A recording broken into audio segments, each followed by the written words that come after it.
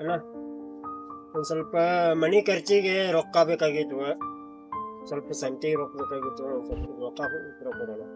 ನಾವು ಇಲ್ಲಿ ಮೈ ತುಂಬಾ ಸಾಲ ಮಾಡ್ಕೊಂಡಿವಿ. ನೀ ರೊಕ್ಕ ಅಂತೇಳಿ ಹಗಲೇ ಮುಗಲೇ ಗಂಟು ಬೆಳಬಾಡು ಮರ. ಎಲ್ಲೇ ದುಡ್ಯಾಕ್ ಹೋದ್ರೆ ರೊಕ್ಕ ಬರ್ತಾವ. ನಾ ಇಲ್ಲಿ ಸಾಲ ಮಾಡ್ಕೊಂಡು ಸಾಯಕತ್ತೇನೆ. ಹೋಗಿ ಎಲ್ಲಾರು ದುಡ್ಯಾಕ್ ಹೋಗ. ಸ್ವಲ್ಪ ಅರ್ಜೆಂಟ್ ಇತ್ತಣ್ಣ. ಇಲ್ಲೋ ನಮ್ ಕಡೆ ನಾವ್ ಇದ್ರ ಕೊಡ್ತಿದ್ವಿ. ನಮ್ ಕಡೆ ನಾವ ಸಾಲ ಮಾಡ್ಕೊಂಡ್ ಕುಂತೇವಿ. ಇಲ್ಲಿ ಸಾಲಗಾರ ಕುಂತಾರ ನೋಡಿ. ಹೋಗಿ ಎಲ್ಲಾರು ದುಡ್ಯಾಕ್ ಹೋಗ.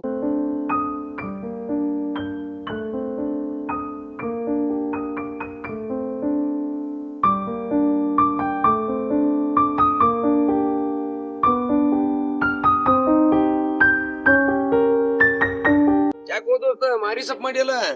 ಇಲ್ಲ, ಒಂದ್ ಸ್ವಲ್ಪ ನಮ್ಮ ಅಣ್ಣನಂತಲೇ ರೊಕ್ಕಕ್ಕೆ ಹೋಗಿದ್ದೆ. ಮನಿ ಖರ್ಚಿಗೆ ಅರ್ಜೆಂಟ್ ಇತ್ತ, ಅದಕ್ಕಾಗಿ ರೊಕ್ಕಕ್ಕಂತ ಹೋದೆ. ಏನಂದ ನಿಮ್ಮಣ್ಣ? ಬೈದಾಡಿ ಕಳ್ಸಿದ. ದುಡ್ಕೊಂಡ್ ತಿನ್ನೋಗ್ಲಿ ನೀನು, ರೊಕ್ಕಕ್ಕೆ ಅಡ್ಡಾಡಾಗತ್ತೆ, ನಮಗ ತ್ರಾಸ ಅದಾವ ಅಂತೇಳಿ ಅಂದ್ರೆ ನಾವು ಅಣ್ಣ ಬೈದಾಡಿ ಕಳ್ಸಿ. ನಿಮ್ಮೆಂತ ಹಣ್ಣು ನಮ್ಮಣ್ಣ ಒಂದ್ ಫೋನ್ ಜನ 1 ಲಕ್ಷ 2 ಲಕ್ಷ ಹಿಂಗ ಆಗ್ತಾನವ. ನಿಮ್ಮಣ್ಣೆ ಅಂತ ಅದಾನವ. ಆಯ್ತು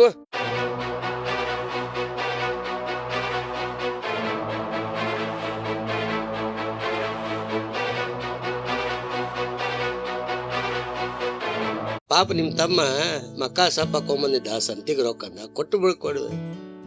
ಅಲ್ವಾ ನಾನು ಹಂಗ ಕೊಟ್ಕೊಂತ ಹೋದ್ನಿ ಅಂದ್ರ ಅವ್ನ ಕಾಲ್ ಮೇಲೆ ಕಾಲ್ ನಿಂದ್ರದೆ ಅವಾಗ.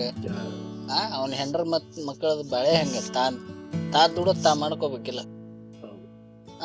ಈಗ ನಾ ಕೊಟ್ಕೊಂತ ಹೋದ್ನಿ ಅಂದ್ರ ತಾ ಹಾಳಕನ.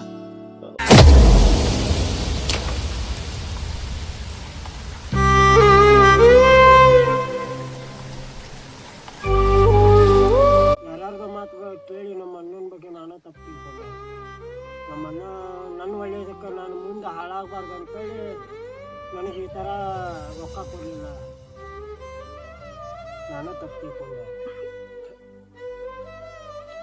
ನಮ್ಮ ಅಣ್ಣ ದೇವ್ರಂತ ಮನುಷ್ಯ.